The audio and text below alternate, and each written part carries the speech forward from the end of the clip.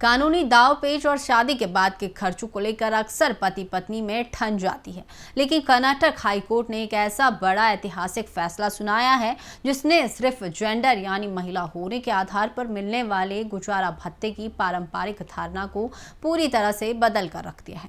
जी हाँ, हाईकोर्ट ने साफ लफ्जों में व्यवस्था दी है कि अगर पत्नी अपने पति से ज्यादा कमाती है और उस पर बच्चों जैसी कोई बड़ी जिम्मेदारी नहीं है तो वह पति से अंतरिम गुजारा भत्ता पाने की हकदार बिल्कुल नहीं है। अदालत ने मैसूर की एक निचली अदालत के उस आदेश को पूरी तरह खारिज कर दिया जिसमें पति को अपनी पत्नी को हर महीने 20,000 रुपए देने का फरमान सुनाया गया था। कच्ची और जमीनी हकीकत पर आए तो यह पूरा कानूनी मामला साल 2024 में हुई एक शादी से जुड़ा है, जहां शादी के महज 2 महीने बाद ही पति पत्नी के रास्ते अलग हो गए थे। इसके बाद पत्नी ने घरेलू हिंसा अधिनियम डोमेस्टिक वायलेंस एक्ट के तहत कोर्ट का दरवाजा खटखटाया और अपने भरण पोषण के लिए हर महीने 1,13,000 से ज्यादा रुपए के अंतरिम भत्ते की मांग की, जिस पर निचली अदालत ने पति को 20,000 रुपए महीना देने का आदेश दिया था। लेकिन जब यह मामला हाईकोर्ट पहुंचा तो असली कागजी गणित सामने आया।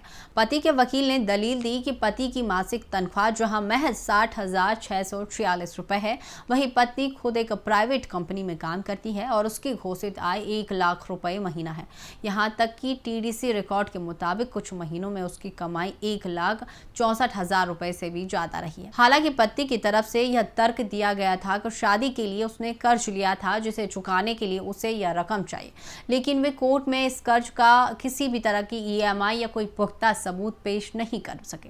इस पूरे मामले की गंभीरता से सुनवाई करते हुए न्यायमूर्ति डॉक्टर चिलाकुर समूलता की एकल पीठ ने निचली अदालत के फैसले को कानूनी रूप से पूरी तरह गलत और टिकाऊ न होने वाला माना।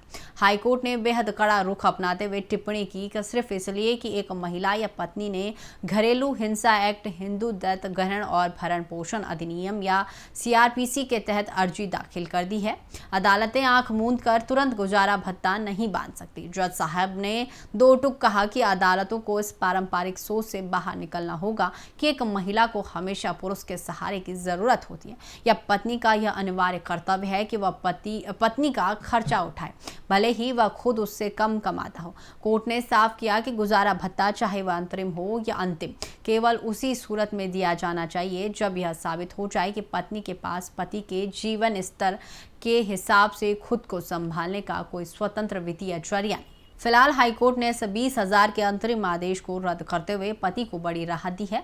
हालांकि कोर्ट ने यह भी साफ किया है कि इस फैसले का असर मुख्य मामले के अंतिम निपटारे पर नहीं पड़ेगा। तो चलिए फिलहाल के लिए बस इतना ही। बने रहे उत्तर भारत लाइव के डिजिटल प्लेटफॉर्म के साथ।